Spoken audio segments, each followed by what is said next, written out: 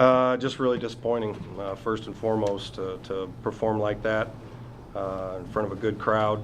Credit to Bradley. Brian had him ready to go as we knew him. We tried to tell our guys how they'd be prepared, they'd be ready to go, have a sense of urgency. And basically tonight, I thought the team that played smarter and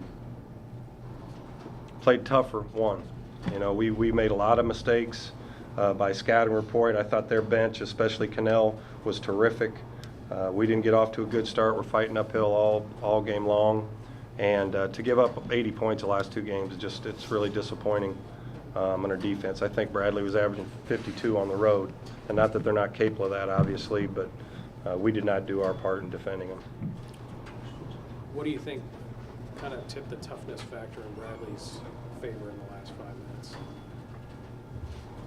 In the last 5 minutes after I don't know. You know, I think you know, maybe we emptied our tank a little bit and we were dragging a little bit, but they were locked in possession by possession, and they made all the effort plays. You know, Elijah Childs, a couple offensive rebound baskets, doing those types of things and getting to the free throw line and really looking for Cannell on some things. Brian did a good job of running stuff for him, but we weren't chasing him. You know, we're giving him shots, and he shouldn't get shots when he's the one guy they're looking for. So the guys fought like crazy to get back in it, but you got to play for 40 minutes, and we made a lot of mistakes tonight. You know, and some of that's caused by Bradley, but a lot of it's in our control too. But they just played better and played smarter.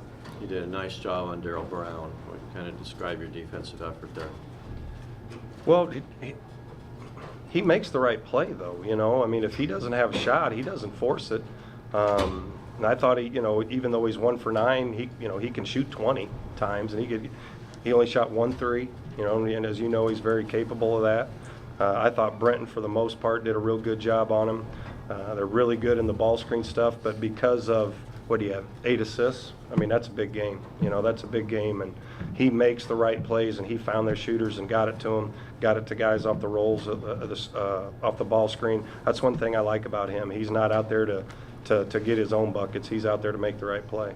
As far as Cannell is concerned, and as far as the scouting report is concerned, you know, early in the game you could kind of say, well, we're focusing on Brown and Thomas and all that, and maybe that's how he gets some open shots. But once he still was getting open shots even after he got hot. You know, maybe what was missed in terms of your guys in terms of? I'm not sure if his first one was off a poor ball screen D or if it was in transition, but it was a couple things like that. And he's a good player, but you want to take away his catch and shoot threes. And anytime you're guarding a shooter, you want to make it tough on him and make him miss that first one. You know, people get in a groove, it's a little easier, but he was open. I mean, he was open. They ran good stuff. Brown distributing the ball, but we did not do a good job of guarding him. Down the stretch, a lot of 50-50 balls go Bradley's way. A lot of, you know, just effort plays go Bradley's way. Do you think your guys were tired, frustrated with the way the game was going, or did they just kind of get too comfortable when they got up by 6? You know, I don't know, and you'd have to ask them, but none of that matters. I mean, if I said in 2 back-to-back timeouts, how important is it to you, a loose ball or a block out or making the right play? How important is it to you to win this game? Because you're going to have to do those tough things. We've got way too many guys when there's a loose ball. Let's say you said 50-50 ball. So is a rebound when the ball goes up. That is a loose ball that you have to go get. Possession of it is the most important thing. We'll have one guy maybe dive, and we'll have 4 guys standing there and watching, trying to wait for a teammate to get it. Bradley get a couple in there, and they went and got it with 2 hands. But that's right. Those are big big keys. I can't remember what we got up, but we got up and got the lead, and they made 4 or 5 effort plays in a row to take the lead back, and that's just inexcusable. As you mentioned, 2 straight 80-point, you know, games that you've given up. You know, after one game, you can say, all right, you know, we need to get back to what we were doing. After 2 games, you know, what's the message to these guys? Because obviously they didn't. They're not doing their jobs.